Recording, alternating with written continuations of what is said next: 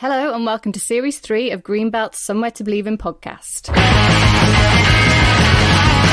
In this series, a nun, a rabbi, a Muslim convert, a Lutheran firebrand, a humanist, an American liberation theologian, a retired Met police officer and an LGBTQ priest all walk into a bar. You know, they always say don't talk about religion or politics. Well, funny that, because that's what we like to talk about most at Greenbelt. Perhaps that makes us impolite. Find out and join us in this series of no-holds-barred conversations with extraordinary people who are prepared to wear their hearts on their rolled-up sleeves, for whom faith isn't personal, who get stuck in because of what they believe. Hi, Catherine. Hi, Paul. So we're into July. The summer is rushing by. Doesn't feel like summer yet. I think we've still got summer to come, right? Oh, definitely. We've got some fantastic weather booked for later in August, I hear. Oh, that was clever of us to book that. Yeah. So the government is really ramping things up, isn't it? And they're saying, we're gonna go for it. 19th of July, we're just doing it. Yeah. How does that make you feel?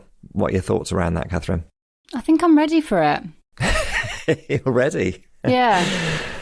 And how does it make you feel about the festival that we cancelled, thinking that actually technically and practically it could have been possible?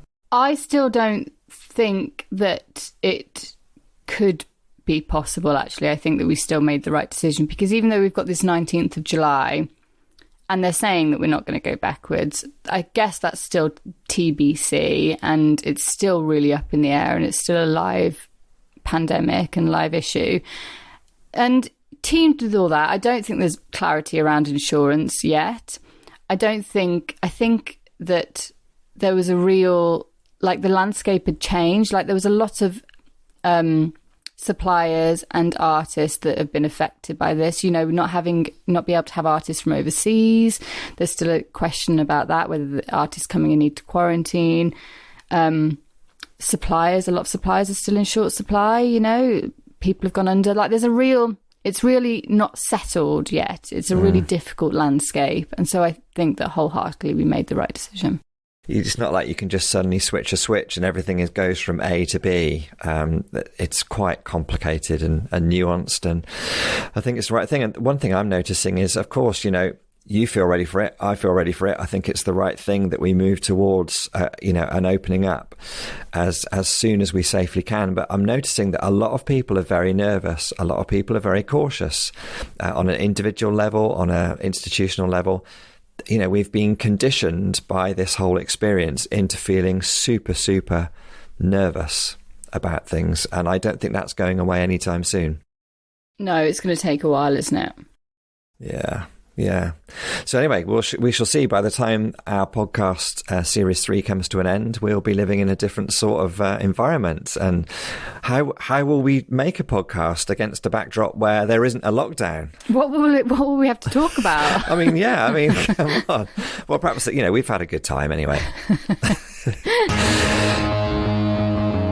You were noticing, Catherine, you were listening to, I think it was Rishi Sunak being interviewed on the TV this morning, and you were getting a little bit riled about the way that politicians don't answer questions. Tell me a bit more. I mean, we all know this. This is the thing. We see politicians on TV and we see that no matter what question they're asked, they're trained to dodge it and just repeat the company line. So you hear them repeating the same phrases that a lot of times don't even answer the question or really relate to the question.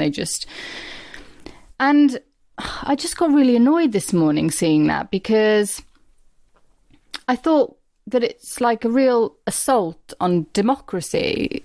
It's somebody, but we're all so used to it and we're all so okay with it.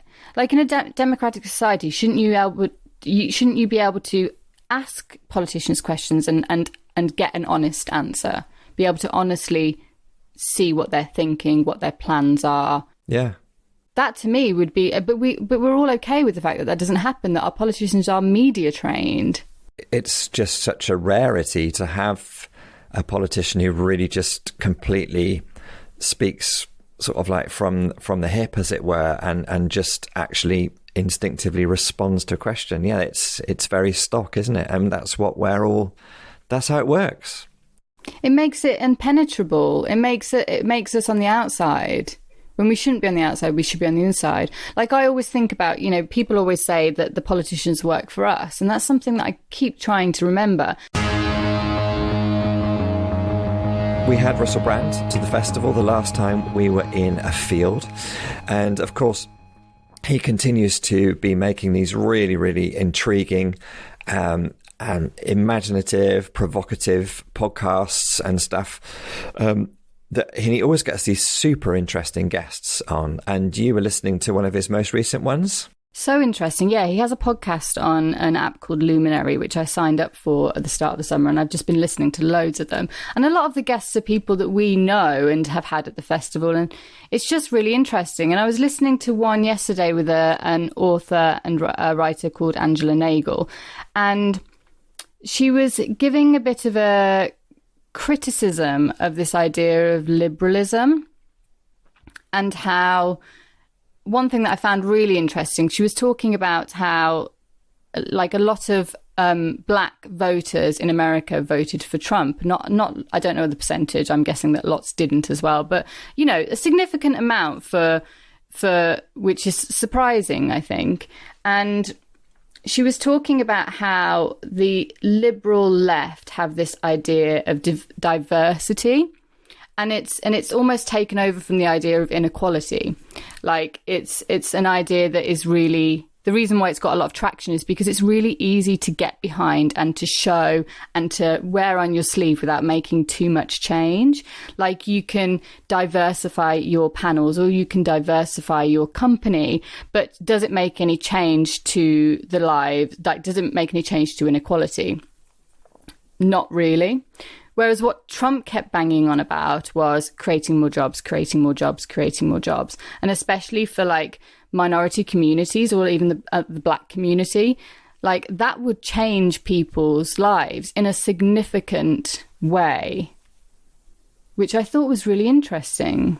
It's easy to bash the whole Trump project based on sort of like his behaviour, his character, the rhetoric around it. But there something clearly was connecting with people about that whole project.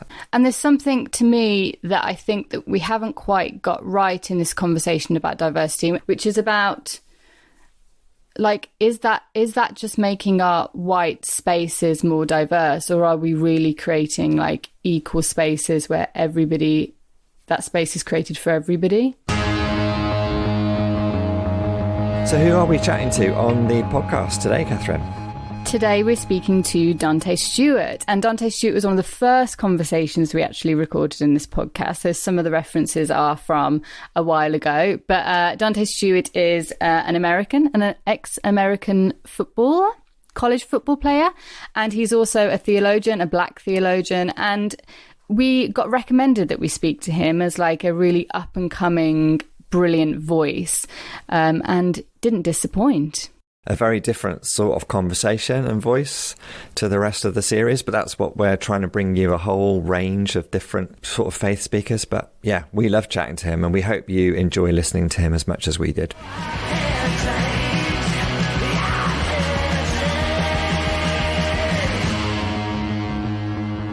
Dante, it's great to talk to you. Where are we speaking to you today?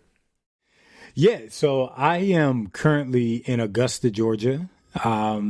It's near Atlanta, Georgia. About 2 hours to the east of Atlanta, actually. It's actually a really beautiful day outside today. Really incredible day. My family and I, we're going to be going on a walk after this, and I'm gonna do some class. I got class during that walk. So, yeah. I'm so happy to be with y'all and joining you from across the Atlantic. It's just a great opportunity to be able to be with you guys again. And how has this year been for you? How has the it's been such a crazy and incredible year. How's it been for you over there? It's been, like for many people, it's the same, it's I mean, it's challenging. It's a challenging time as people, as humans. It's challenging, to live life in a global pandemic that has just wreaked so much havoc across the world.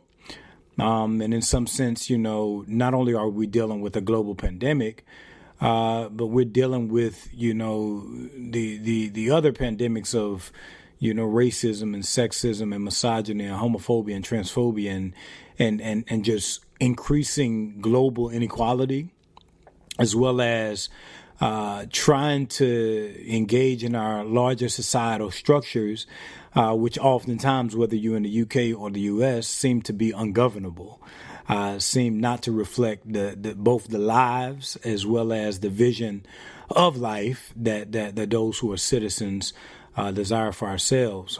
So on that level, on the kind of pandemic level, it's been quite a challenging time, and that's on top of your own personal struggles that you go through throughout the year, your own kind of personal, emotional, and mental health struggles, the familial struggles, being in school and trying to do school in a pandemic, doing ministry, being a minister, and doing ministry in a pandemic, and so much death and loneliness, and just life is not the same. So on that level, it's exhausting. If I'm being very, very honest, it's a very exhausting year going into 2021, and just in some sense eclipsing. Last week, I think I saw it on social media, where they were shared on social media, like last year was the last normal week we all collectively experienced in many ways, and so it's exhausting on one level, but also, it's been a very encouraging year, if in some sense we are to say that a year that this year, not just simply 2021, but from last March to this March is encompassing a year to be remembered, in a year, an ongoing year that we're experiencing. There's also been encouraging just seeing both the public and personal resilience of people, but also the ways in which we have generated forms of solidarity, and sympathy and empathy, and also ways in which, people have been producing and creating in ways, that has brought deep meaning and deep joy into life. As I'm thinking kind of in this kind of public way, but on a personal level, it's been encouraging.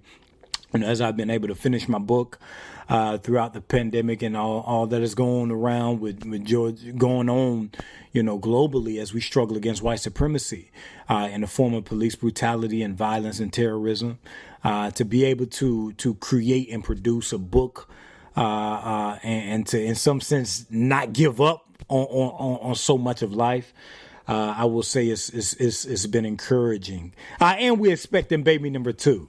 So baby number two is we actually today. What's interesting today, my wife and I have been together 9 years on today, and so 9 years today, as well as baby number 2 coming up. I can't be too mad at that. So it's exhausting and encouraging all in one. So Congratulations. Yeah, congratulations.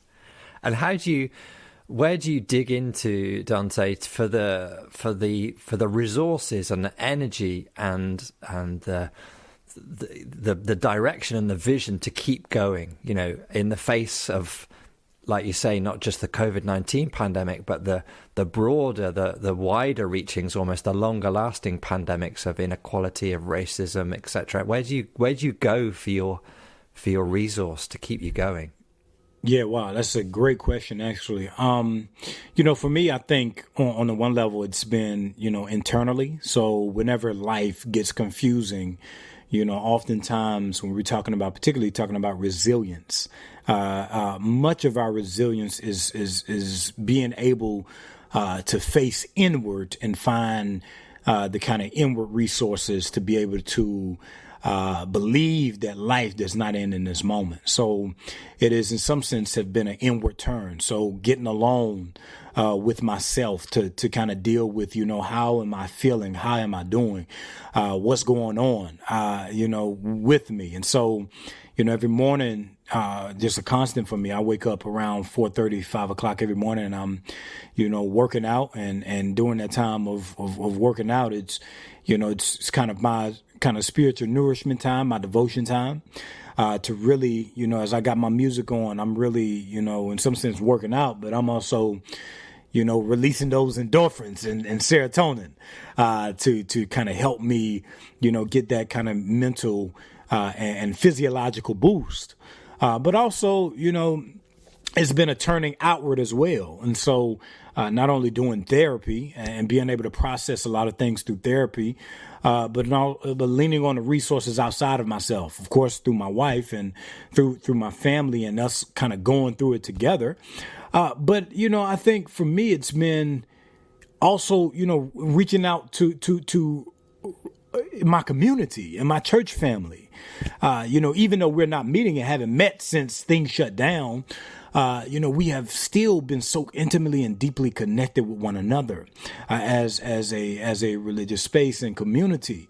And also I've been, being able to connect with my friends and we're being able to, FaceTime with one another and trying, to keep that friendship and just that intimacy going. And so I've been able to lean on that, but also leaning on reading. I've been reading some really good books, particularly as I think about my own kind of theological and spiritual resources.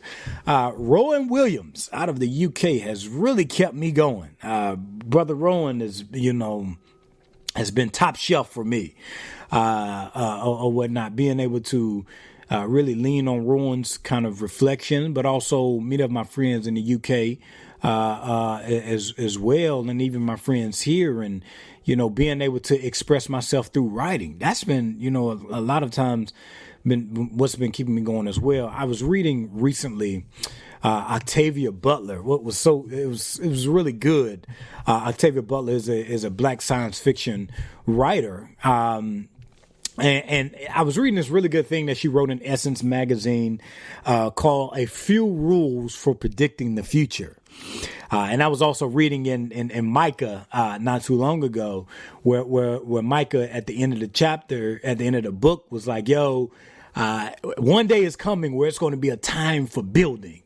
And I was thinking about this kind of reality of building, that Micah is able to look into the future and say that, okay, at some point in the future, there's going to come a time where the things that are broken will once again be mended. There is coming a time where the things that beset us is finally going to give way to a better reality. There's going to be coming a time where the things, that breaks us and makes us bend in ways that we don't like to be broken and bend, we're going to be put back together again. And I was reading that joint, and it really hit me. I was reading Octavia Butler's joint, How to Predict the Future. And it was so interesting. One of her students asked her, so Parable of the Sower and Parable of the Talents is this kind of very apocalyptic type black science fiction, speculative fiction writing. And one of her friends was like, one of her students was like, are we just doomed? Is there no answers? Are we just doomed? And so he smiled, and, as he thought it was a joke based on her writing, he was like, your writing is incredibly pessimistic. And she was like, yeah, on one level it is, but on another level, I didn't make these problems up. She said, all I did was look around at the problems that we're neglecting right now and gave them about 30 years to grow into full-fledged disasters. And so the student asks, so we're doomed? And she's like, no, we're not doomed. She meant to say that there's no single answer that will solve all of our future problems. There's no magic bullet. Instead, there are thousands of answers, at least. You can become one of them if you choose to be. And so as I've been thinking about turning inward and turning outward to others, I've taken it upon myself to believe, as Octavia Butler said to her student, that the way that you predict the future is that you become the answer to the problems that you see around you. And so that's been what's keeping me going. On the one hand, as I put in my profiles, Jesus and James Baldwin, but also being able to look inward and say, how can I deal with the problems that I see around us? And how can I imagine with other people a better future than the one that's been held out for us right now in these moments? Wow. Yeah, I remember something similar. I think when Trump came in 4 years ago, there was a great journalist over in England that said that things have to almost get burned to the ground so that you can start building up a better future from the ashes. And in some ways, it feels like this last year has given kind of the foundations for people to start building up things again. It's like people have been shouting out so much about inequalities and race inequalities, and they've got Trump out, even though, you know, that was like not like the whole country turned around and booted him. But do you feel like we might have hit that point now where things have got just kind of bad enough that people are kind of being awoken from their apathy and are starting to do things? Is this a moment of change? I don't know. Because we have, in some sense, the power of the people and institution of power working at once simultaneously against one another, trying to invite us into a better vision, or in some sense their own inequitable vision that they want us to find meaning in. You have these multiple stories that we're trying to find meaning in, and in some sense life it's not static, it's cyclical. It's a push and a pull of trying to imagine a more loving and just world for all of us. And so on the one hand, I can say, yes, change is happening because I see people who have not in some sense woke up or whatnot, who have not in some sense engaged in a struggle to see a more loving and just world, actually trying to do better. But then that question depends particularly on whose story is the story that we're telling our history from. We know that history depends on, our understanding of history depends on who gets to tell the story. I remember the great literary theorist Eric Said would say that in some sense, nations are protected in a way in his book, Culture and Imperialism. He says, you know, nations are built into stories. And in some sense, our understanding of power is oftentimes based on whose story we are listening to. And so if we tell the story from white middle class, now reading How to Be Anti-Racist, then we would say, yes, like, yo, the things are changing. If we're reading it from a story of white institution of power, engaging in saying Black Lives Matter and finally putting, you know, trying to, in some sense, imagine better for themselves, then we would say, yeah, things are changing. But if we narrate the story of change from Black women's perspective, particularly as we're thinking about, you know, things that went down yesterday with Meghan Markle, how do we tell this story of change? If we tell the story from her perspective, how do we tell the story of change in the church? If we tell it from the perspective of Black people or gay people or those who are trans, can we tell this triumphant story, or do we have to retell our story to take into account the reality that history is a story of humanity, and humans are as beautiful and as terrible as we know ourselves to be? And we need to constantly try and imagine better for ourselves. And so the story of this moment, predicting the future, is it a time of hope, will be told based upon the ability of all of us, whether we find ourselves in the UK or the US, being able to humbly tell our stories and listen to one another and try and explore worlds that have not been open yet, and in some sense enlarge our view of the world based on the stories that we are listening to, and try and tell a better story of change in this moment and what can be possible for all of us.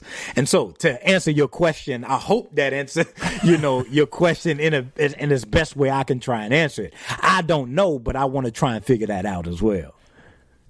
That's yeah, good. It does. Thank you. So Dante, it's amazing listening to you and all your experience, your reading, your vision, the fire in your belly.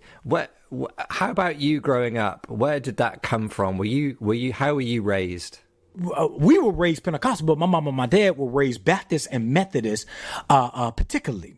And so Black Methodism and Black Baptist life is very oriented in what Raphael Warnock, in his excellent book, The Divided Mind of the Black Church, would call a liberationist faith and a liberationist church. And so the Black Methodists and the Black Baptists came out of enslavement, not being passive receivers of a certain type of slaveholder white supremacist Christianity. But in their Africanness, they held on to their African spirituality that they brought with them from their homelands. And in some sense, they reformed this Christian tradition to turn it black. Even though black wasn't a thing until the 70s, with this black consciousness and black power movement in the back end of the 60s and all throughout the 70s, they turned the religion black, where white supremacist Christianity wanted to make black a bad thing. The Baptists and the Methodists turned black into a life-giving liberationist faith, as Reverend Dr. Raphael Warnock would say, piety of a certain type of Christian piety, but also a certain type of prophetic activism that was critical of the present, engaged with the past, and imaginative of the future. And so my dad, during that time, and my mom coming of age in the 70s, that's when they went from being Negro to turning black, where the black arts movement of the 70s, with the rise of Amiri Baraka and the rise of Tony K. Bambara and the rise of Maya Angelou and the rise of Audre Lorde and the likes of James Cone and James Baldwin and all these gospel artists of Aretha Franklin and Spirit in the Dark, and blending of this world of the sacred and the secular, and in some sense turning the world, as Amir Baraka would say, into a black poem. And this is the way we were raised. We were raised being deeply connected to our black dignity and personhood. My mama, I can tell you stories of like, we're as kids, my mama made sure that we went to Atlanta to the Civil Rights Museum. She made sure that we went to Memphis to the Lorraine Motel. She made sure that we understood the people that we came from. She made sure that we looked at eyes on the prize. She made sure that we, in some sense, understood the ground in which we came from. But sadly, as my story goes, I, in some sense, going into playing college football at Clemson University, the further you kind of get deeply immersed in white evangelicalism, the further you move away from black life. But in some sense, I lost, that Pentecostal spirit, that black revolutionary power and fervor, that in some sense, ever since 2016, 17, 18, it's been a recovery for me. I remember Toni Morrison writing in, I think, 1974. She wrote this New York Times piece, a beautiful piece, where she called it, "It's like growing up black again." That's amazing. We've got to get you to Greenbelt. We've got to get you to our festival.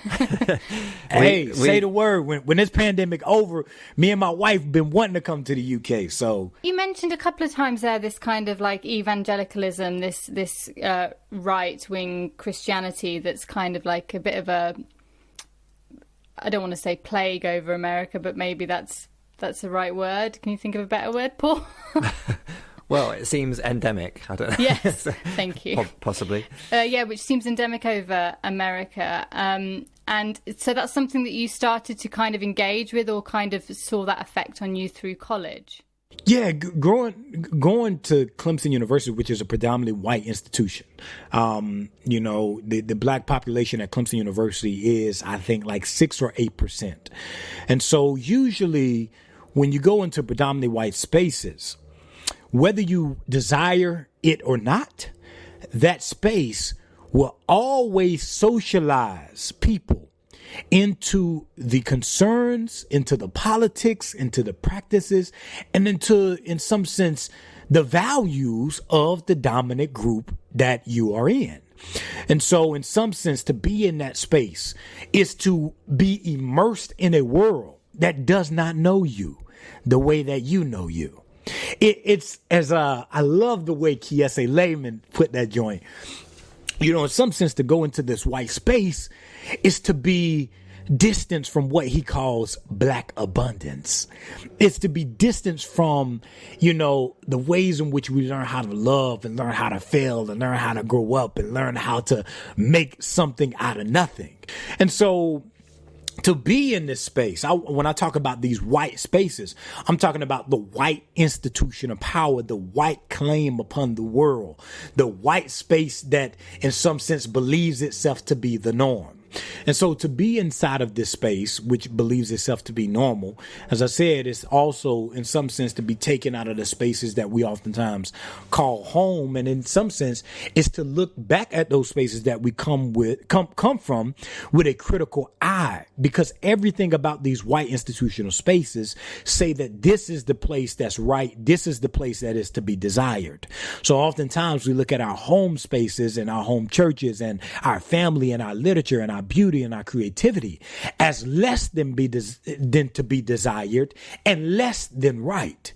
And so the more I engage in that space, yes, as you were asking, the more that, the space in some sense, because of the kind of the enclosed world and the living in the bubble, the more I engage with this understanding of whiteness and becoming in some sense committed to the ways in which they imagine the world for us and for themselves. Dante, you said earlier on that in some senses in the recent years, it's almost as if you have become black again or rediscovered that black heritage and resource and beauty. As you were talking about Clemson then, as I was hearing you talking, I was thinking...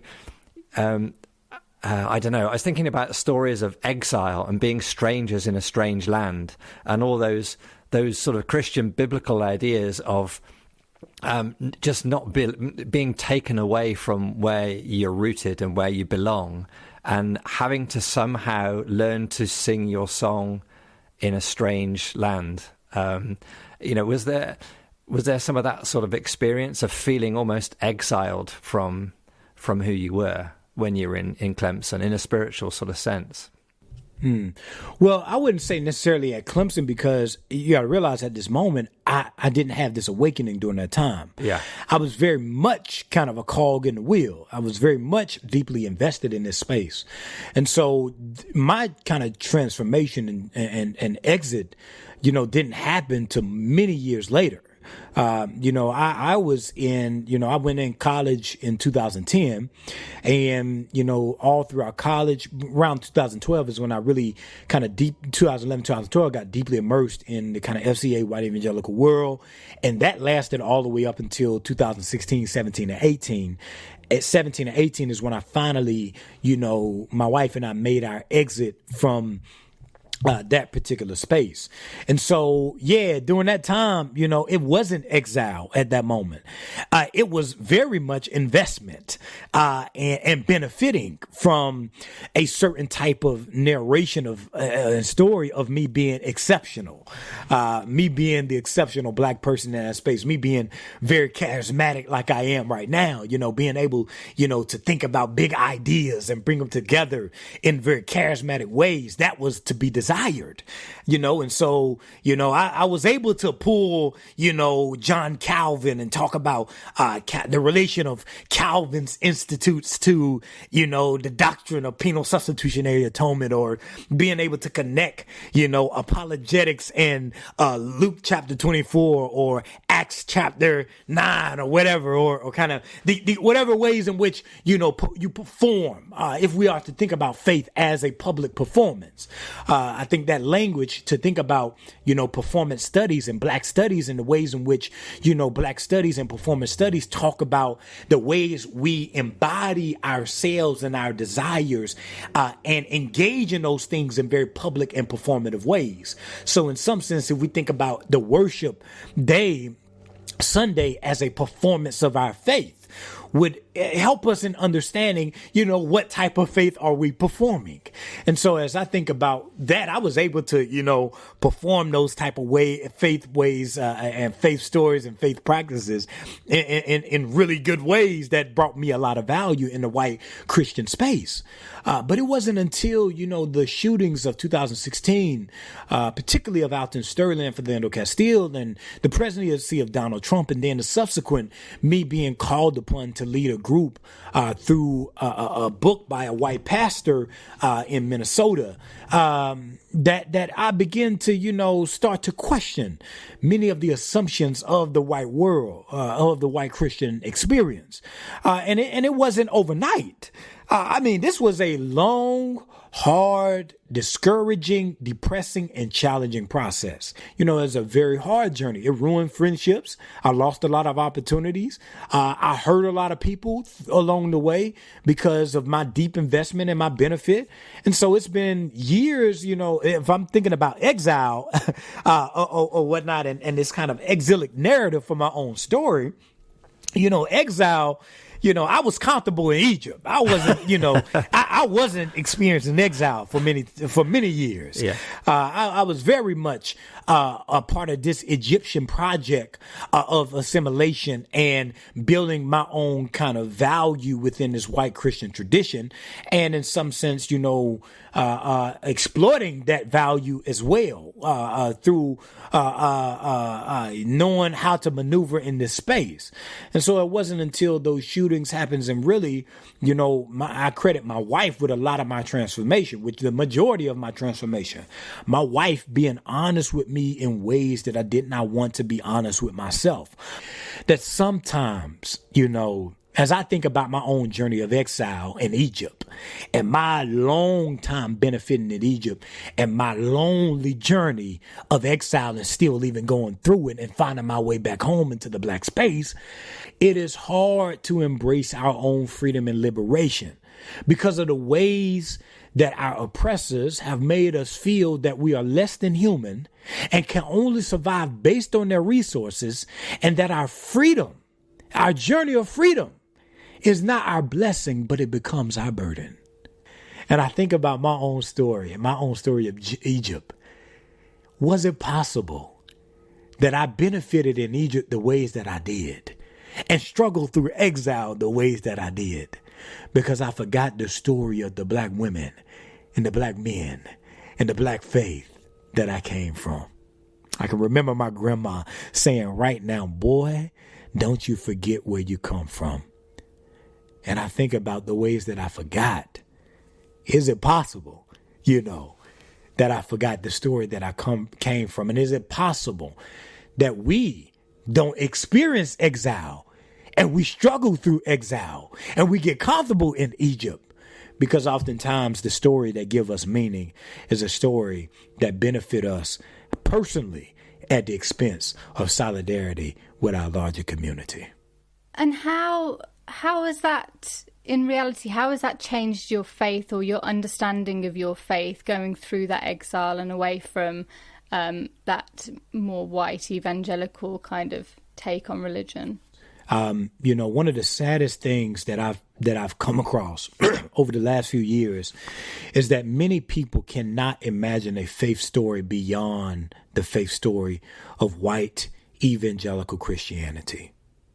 And that is one of the saddest things for me, is that so many, whether you find yourself in the UK or the US, many times, many people can't imagine a faith story beyond the story of conservative evangelicalism. Now, I want to be careful, and I want to be historically honest, that everything about this story ain't bad. I would not say that this story, in some sense, is not a Christian story. I would say, though, that it is, a part of, many times, oftentimes, a part of the worst of our Christian tradition. If we're honest, there are oftentimes, many times, where our faith stories that we inherit and embrace oftentimes become harmful to ourselves and others. If I can bring a little bit of Bible in this real quick, when I was reading the Gospels not too long ago, and Jesus, has said, you have heard it said, but I say to you. When I was reading that, it hit me that Jesus was showing us that sometimes, and oftentimes, there are bad interpretations, toxic theologies, and unloving practices that need to be rethought and reimagined. So when I left white evangelical spaces, and it was a hard leaving because I had developed friendships with people, I had developed a own kind of story of significance in the public space and even in my own self. It was a story that gave me meaning. It was the story that gave me value.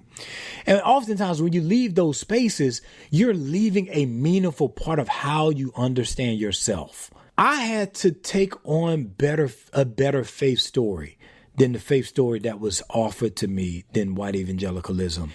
It was James Baldwin who had this incredible quote that reminds me much of Jesus saying, and you had heard it say, but I say to you, James Baldwin in The Fire Next Time, he said, if the concept of God has any validity or any use, it can only make us larger and freer and more loving.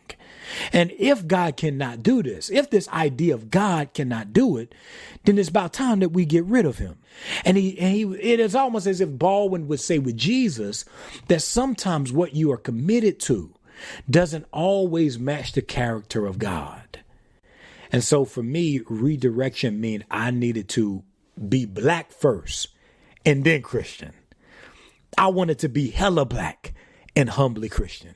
I wanted to stand in the world as a black Christian, trying to find ways of inviting other faith stories into my own story, other life stories into my own story, as I tried to join Jesus in this kind of beautiful, hard, ugly, messy work of grace in trying to imagine a better story for humanity. If one wants to theologically say that Jesus' healing and his liberation work is fundamentally the revelation of what God desires for human life, one can also say that black people seeing themselves as human and alive is also the revelation of what God desires for humanity. The love that God wants humans to experience, the dignity and the value, as Rowan Williams would say, that all of us have inside of us, stamped on our human personhood. That I wanted to say and declare that Black lives matter, Black is beautiful, that the glory of God is Black people made alive. It's been wonderful talking with you. It's really nice to hear you talk about Rowan Williams as well. Rowan used to be the patron of Greenbelt, and for a little while in the early part of this millennium, that sounds weird to say, and he once described Greenbelt as part of his mental furniture, which was a phrase I was quite like. But yeah, his theology and his visionary and his poetry mean a lot to us at Greenbelt. So it's nice to hear him referenced over there. Connect me to Rowan in any way. I would love somebody set up a Zoom or something. I would just love to spend some time with Rowan. If somebody got the plug and the hookup, put your boy on. But if anybody talk to Rowan, send him my love. We'll try and get you and him in the same field, perhaps in 2022. Who knows? You never know. We can dream a little bit. Yeah, definitely. We need to, yeah. Thank you so much for your time.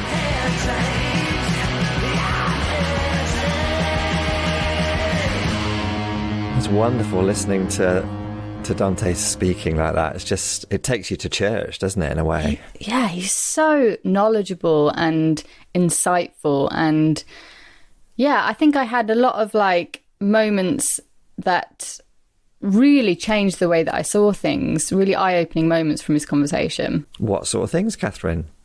He was talking a lot about his time in a white evangelical space, and that him being inserted into that space, you take on the kind of politics and identities and the causes that space has, and you have to conform to that space, and that there's real benefits. There was benefits for him in doing that, but how he came out of that, and he used this brilliant phrase, which was he wants to be hella Black and modestly Christian.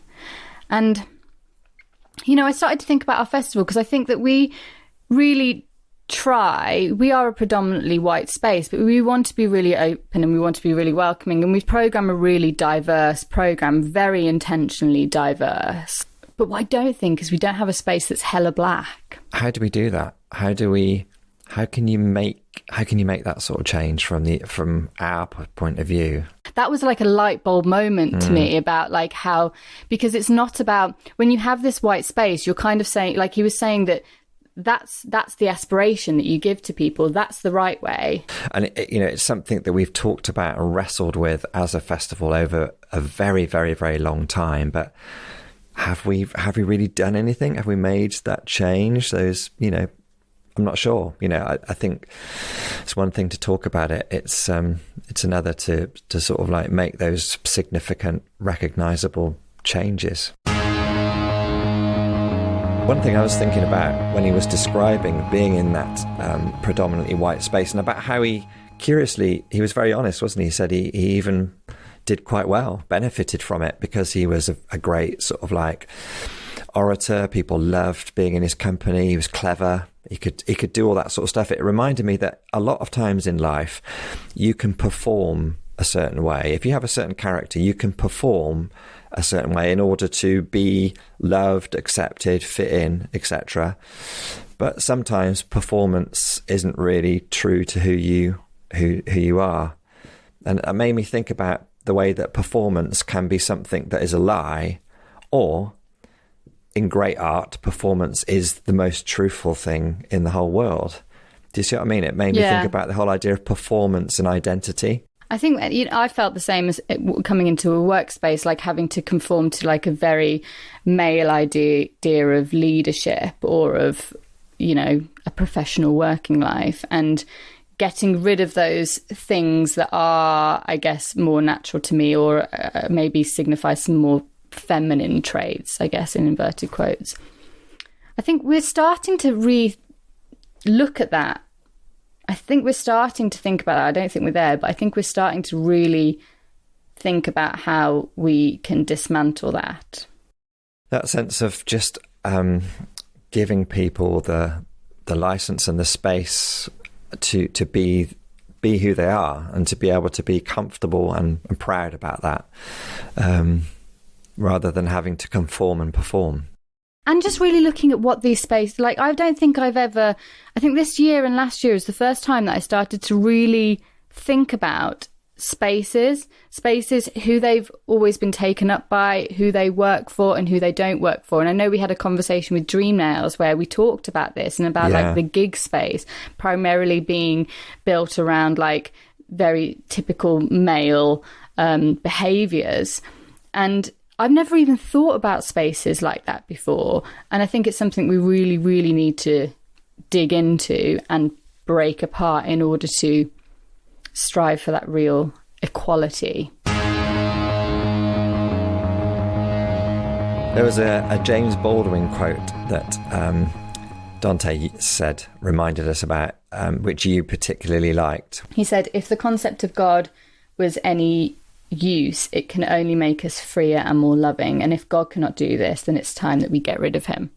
So simple, but like completely true. That represents quite a lot of challenge to people of faith, that idea that if it doesn't enlarge you, make you more free, more loving, then it's not God. It's not good religion, it's bad religion. That's quite challenging. It's simple, but it's actually quite powerful, but it's very powerful. There was one bit near the beginning where I asked him, I know you asked him, Katherine, how it had been living through the pandemic where he was in the southern states. And the one thing that stood out for me is he said his response to that had involved a turn inward and a turn outward. In other words, he'd had the space to be more reflective of himself, who he was. And he'd also, of course, been challenged to turn outward as well and think, wow, there is such need in my community and in the world. And I was conscious that, for me, my understanding of a really healthy faith is one that has those two elements, has that sort of like reflective, prayerful quiet discipline, but also has that active, what are we going to do? What are we going to do? Type thing. That struck me. That sort of action and reflection. I find myself very easily drawn to action, and I neglect that sort of form of contemplation, of really sort of drawing strength and taking stock and getting ready for the fight, if you see what I mean. Are you like that?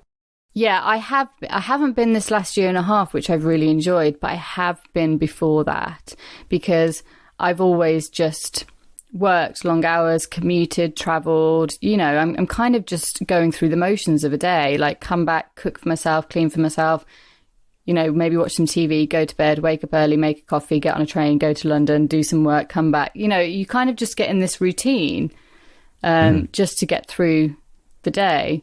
And I really, really appreciated that routine being absolutely busted apart and being able to have some time to really reflect. I think it's made me happier. I think it's kind of given me more direction. I think it's so necessary for us. And it's not talked about, or the emphasis isn't really put on it enough. And I think it's there in our spiritual traditions. It's there in our religions and our faith stories, but we sort of very easily overlook it. That thread of contemplation, of quiet, of just self-care, as well as, care for the world. Yeah, like all spiritual traditions, they have a version of it, don't they? So like in Christianity, you have prayer, and, in other traditions, it would be like a meditation or something like that. But I've never really thought about prayer in that way. I've thought about prayer in a way that you sit down and you kind of, it is almost part of your routine, nothing to really think about, something to go through the motions, you have to do it. But I think the idea of every night taking a moment to really reflect upon the day is really, really useful. When we were chatting, Catherine, you were saying that you like the bit where Dante's quoting from the book of Micah. What was he saying there about? Was it about rebuilding he was talking about? Yeah, a time for rebuilding will come. Yeah. You've got this sense of everything needs to almost sort of like metaphorically burnt to the ground. If things are going to get better, sometimes they've got to get really, really bad. Yeah, which is a scary idea, and I think would involve, like, that would be really difficult for a lot of people, because that's very uncomfortable and is very unstable. So I think it's scary.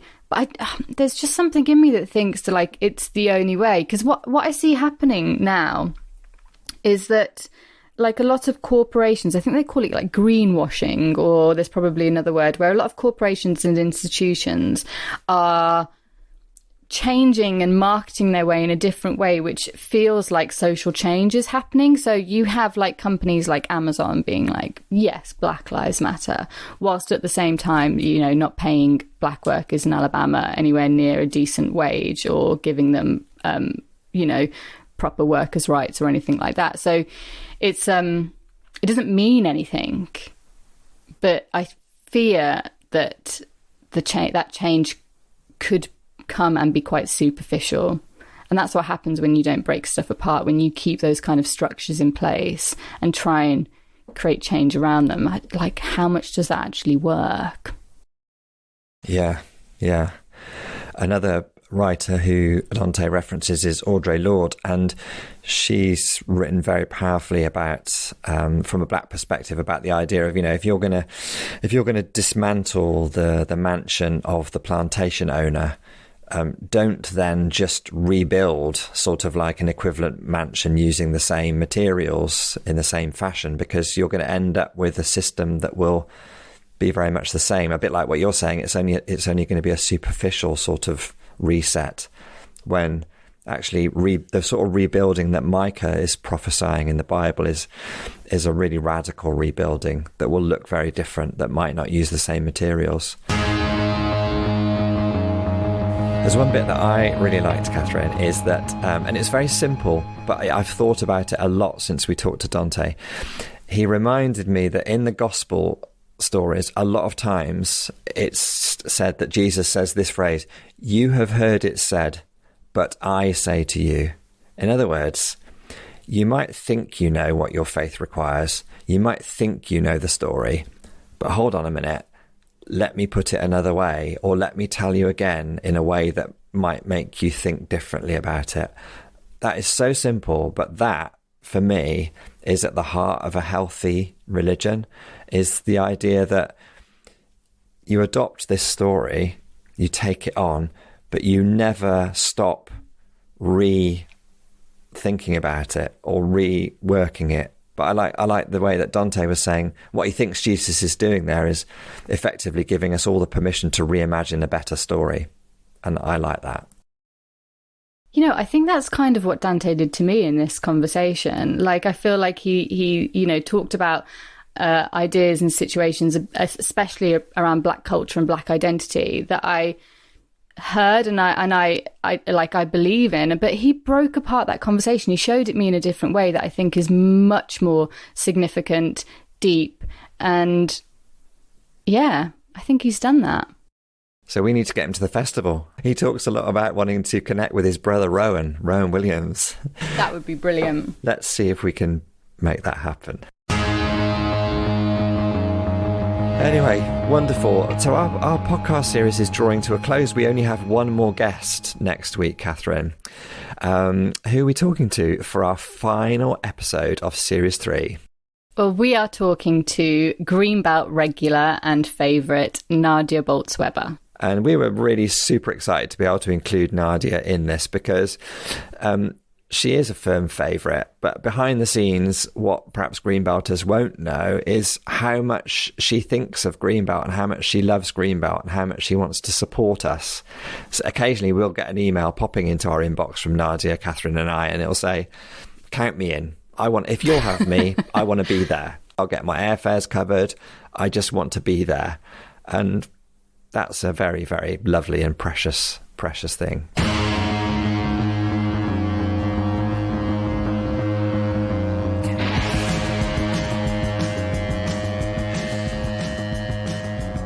We always like it when people respond to the podcast to tell us what you're thinking. You can email us on stbi@greenbelt.org.uk. You can also let us know what you're thinking on social media. Our Twitter is @Greenbelt. Our Instagram is @Greenbelt Festival. And we're Greenbelt Festival on Facebook too. Yeah. And if you want to get notifications about the podcast coming out and get a bit more in-depth, some links and references and resources, we do a Friday email that you can sign up to, greenbelt.org.uk/podcast. We'd like to say a few thank yous to the people who help us make these podcasts. Thank you to Daisy Ware-Jarrett on the staff team who helps us produce this podcast. And thank you to Paul Truman, again on the staff team, who helps us frame the episode. And to Josh and Jake on our Recorded Talks volunteer team. They help us edit this whole thing and put it together, make it sound half decent. So thank you very much to them. And one big thank you to Lee Baines from Lee Baines and the Glorifiers for the use of his track, which we use in our titles. It's called I Can Change. And we are forever grateful to Lee Baines and the Glorifiers for everything they do.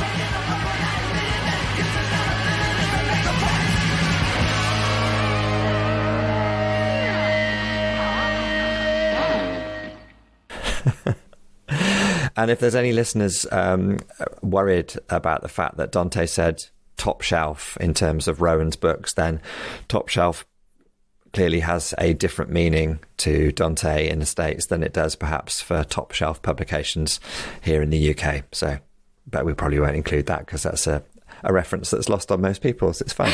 That was lost on me. I've only just got that reference. Because we say like that's top drawer, which top is drawer. Like, I guess like what he's saying, top shelf, top drawer. Top drawer, yeah. Top drawer, definitely.